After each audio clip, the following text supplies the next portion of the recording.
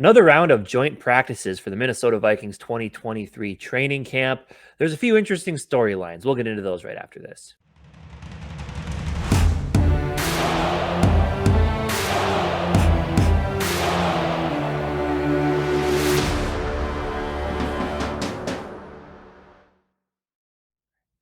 Part of the many things that Kevin O'Connell touched on in his press conference was the fact that Minnesota Vikings are again lining up joint practices. Now, I know joint practices over the last few seasons have gotten pretty big. For a while, I don't know if teams thought there was a bad idea or something, but after a whole, training camp plus OTAs and stuff of only going up against your own guys, it is nice to get a practice environment, go up against a different team, get hit some other people. Obviously, you play them in the preseason game the following weekend, but it's still nice to be able to kind of get another team in, practice some different things against some other teams, get some reps.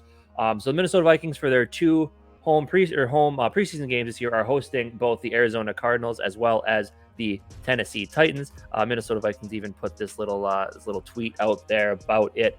But yeah, I'm actually kind of excited to see this because I know, obviously, as I kind of mentioned before we hopped on here, there are a few little interesting storylines, and those joint practices are always fun, so I'm looking forward to those two.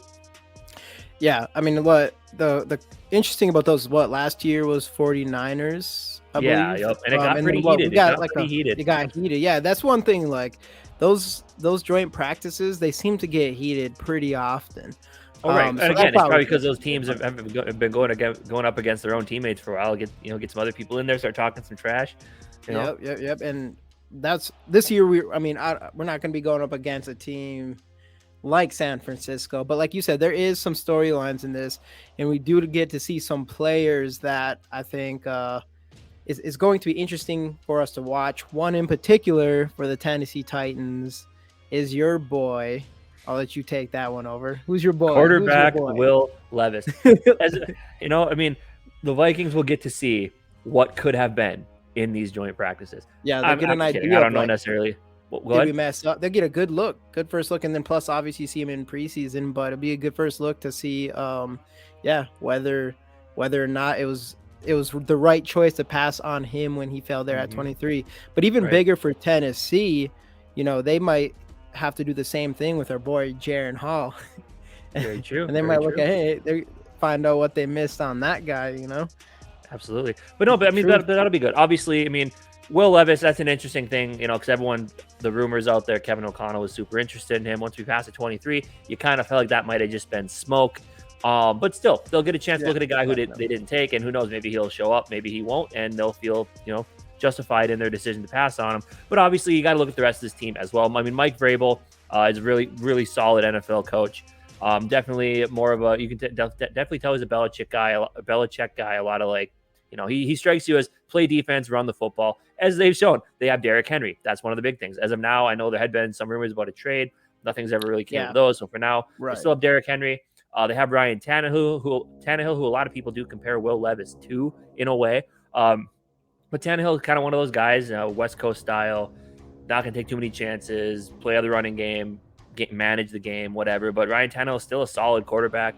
They have Treylon Burks there as well. Then defensively, they have a lot of pieces on that defense, especially being coached by a guy like Vrabel. So if you're looking at a team that's going to be fantastic to go up against and really see what you're made of, Tennessee Titans are it, because they've been, I know this last year they didn't do as well, but for what they were the 1 seed 2 years ago, I think, in the AFC or something like that. So obviously you got a well-coached team over there, and it's going to be, I think it's going to be one of those that gets a little bit chippy. Yeah, I think it could be. And then on the other side with the Cardinals, it's kind of the opposite. The Cardinals at this point, are becoming the real favorite. I don't think I 100% agree with it, but they're becoming the real favorite to be the worst in the league next year. I still think they have some.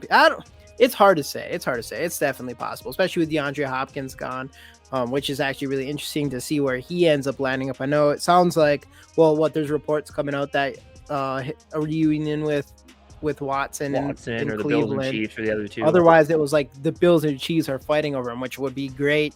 If he ended up on either of those teams, that'd be huge for him and those teams. But yeah, again, so that would be like the opposite thing. But we were talking about storylines again. And I guess the one that we can think of with the Cardinals is if they were the worst team in the NFL next year, which is kind of what we want. We want them to be the worst team them and whose pick do they have? Houston. Yeah. Houston. So we want them or Houston to be the worst team, and then we want Kyler Murray to have like a decent season still. I don't know how, who knows how that will like work, but he doesn't have a lot around him anyways. And hope they're the number one. They have the number one overall pick going into next draft, and we trade up and get Caleb Williams. End of story on that one. Boy. Well, exactly. I mean, it could happen. I don't know if the GM joint practice has anything to do with that. Well, I mean, if the GMs show up and him and Kwesi start chatting a little bit, discussing future deals, building that relationship there, it is something that you never know about. But he's just got to be like, oh man, you're so lucky you have Kyler Murray. Man, I can't believe you have him. And then next year you might have a franchise quarterback and a first overall pick. You're gonna get so much for that, from us. Yeah, and then I mean, obviously, people think they can take advantage of Kwesi too with trades, so maybe he'll keep him in mind. But I mean, those storylines aside, I think at the end of the day, I think joint practices are a great idea for a lot, like I said, a lot of these teams. They're starting to do it, and it is just get another team in there, get to practice against them for 3 days. And another element to this as well, I know Kevin O'Connell touched on this a little bit in his press conference, kind of said, it's not necessarily a deciding factor, but it does play a part, and it can kind of help him decide whether or not to play the starters in the preseason games. Because last season, people thought, you got the joint practice, kind of leading into that important second preseason game, I guess it is now. But getting to that point, and kind of having that feeling of, I saw that they got game reps against another team, their starting unit, some good reps, 3 days or 2 to 3 days worth of practice. So they don't need to play in this preseason game. We can rest them for that, keep it a more practice environment. Don't let them get tackled, big hits or anything. But Kevin O'Connell did kind of debunk that in a way to said it's not, it doesn't necessarily say, oh, we had the joint practices, they're not playing in the preseason game, but it definitely could be a deciding factor. If they played well in those 3 days, then you rest them in the preseason game. Like I said earlier, they don't take all the big hits and they stay relatively healthy, and you still get that competitive kind of 11 on 11 against a different team instead of your own team who you're practicing against for months. Right. Yeah, I totally agree. I think it's definitely good for football, especially like did you mention with one last preseason this past year when they added that, though I still would like to see a little bit more play from our starting offense going into this preseason. So it'll be interesting. That's one thing from last year.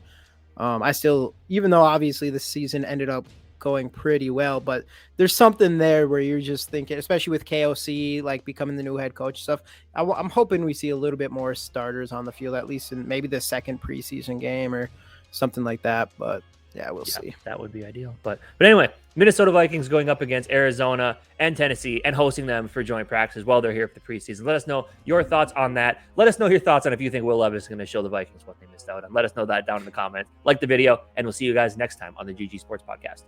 Skol Vikes.